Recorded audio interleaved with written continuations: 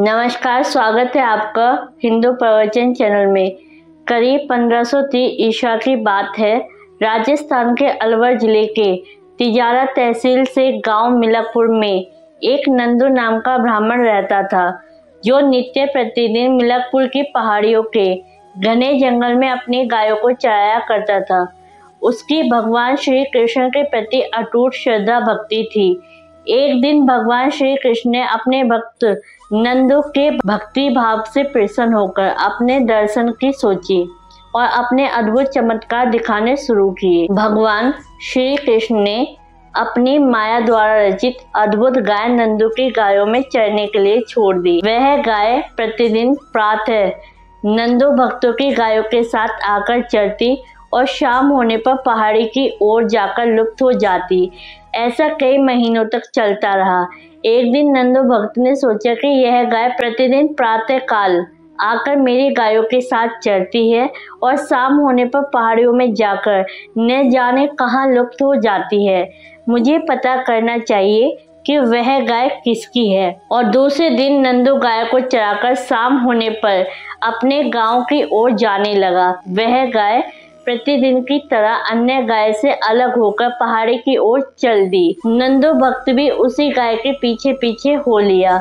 आगे जाकर वह गाय पहाड़ियों के बीच अद्भुत गुफा में प्रविष्ट हो गई। नंदू भक्त भी उनके पीछे पीछे गुफा में ही पहुंच गया। गुफा में प्रवेश करते ही नंदू को एक अद्भुत तेज का आभास हुआ।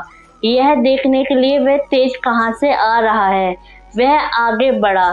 सामने ही अत्यंत तेजस्वी जटाधारी बाबा धुनी रमाए बैठे थे। नंदू ने बाबा को दंडवत प्रणाम किया। बाबा बोले, आओ भक्त नंदू, कहो कैसे आना हुआ। अपना नाम बाबा के मुख से सुनकर नंदू अचंभित रह गया और बोला, बाबा आप मेरा नाम कैसे जानते हैं? इससे पहले तो मैं आपसे कभी मिला भी नहीं हूँ, और कृपा करके बताइए कि आप कौन हैं और इस अद्भुत गुफा में क्या कर रहे हैं। भगवान श्री कृष्ण मुस्कुराए और नंदू भगत को 52 रूप बाल स्वरूप दर्शन दिए। अब तो नंदू के हर्ष की कोई सीमा ही नहीं रही। भगवान श्री कृष्ण के अवतारी रूप बाबा मोहन राम के चरणों में गिर गया। उसके मुख से कोई और बोल नहीं फूट रहे थे। बाबा बोले, नंदू वास्तव में तुम मेरे परम भक्त हो।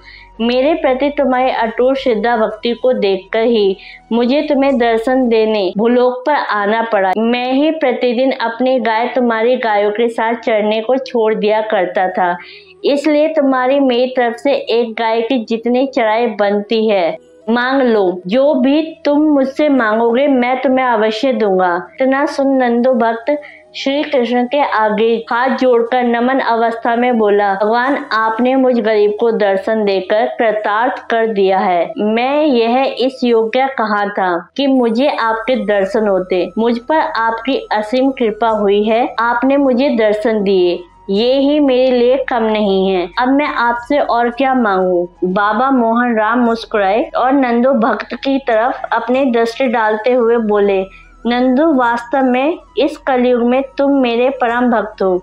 आज से तुम हमारे अवतारी रूप बाबा मोहन राम के नाम का प्रचार करना, जिससे तुम्हारा नाम हमारे नाम के साथ अमर हो जाएगा। तुम हमारे नाम की ज्योति जगाना। हमारी ज्योति जलाने से तुम्हारे जीवन में समस्त बाधाएं दूर होंगी। मेरे जो भी भक्त जिस काम की मनसा लेकर तेरे पास आएंगे, तेरी मेहर द्वारा हर मनसा पूर्ण होगी, ऐसा मैं तुझे वरदान देता हूँ। तेरे मुख से निकला हर वचन पूरा होगा। वह मेरी छाया और मेहर तेरी 7 पीढ़ियों तक चलती रहेगी। तेरी हर पीढ़ी में मेरा एक भक्त अवश्य होगा, जिस पर मेरी विशेष कृपा रहेगी तथा जिसका बोला हर वचन मैं पूर्ण करूँगा। वरदान देकर बाबा मोहन राम अंतर ध्यान हो गए।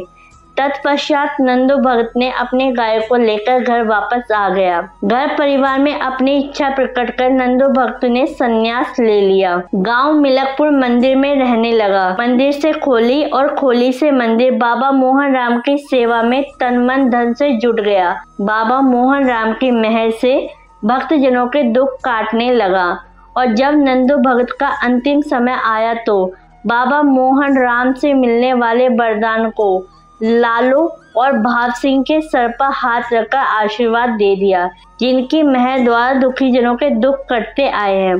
बाबा मोहन राम की महर से भक्तों द्वारा भक्तजनों की मुरादें पूरी होती आई हैं। ऐसे ही धर्म से संबंधित जानकारी प्राप्त करने के लिए आप हमारे चैनल को लाइक, सब्सक्राइब एंड कमेंट कीजिए।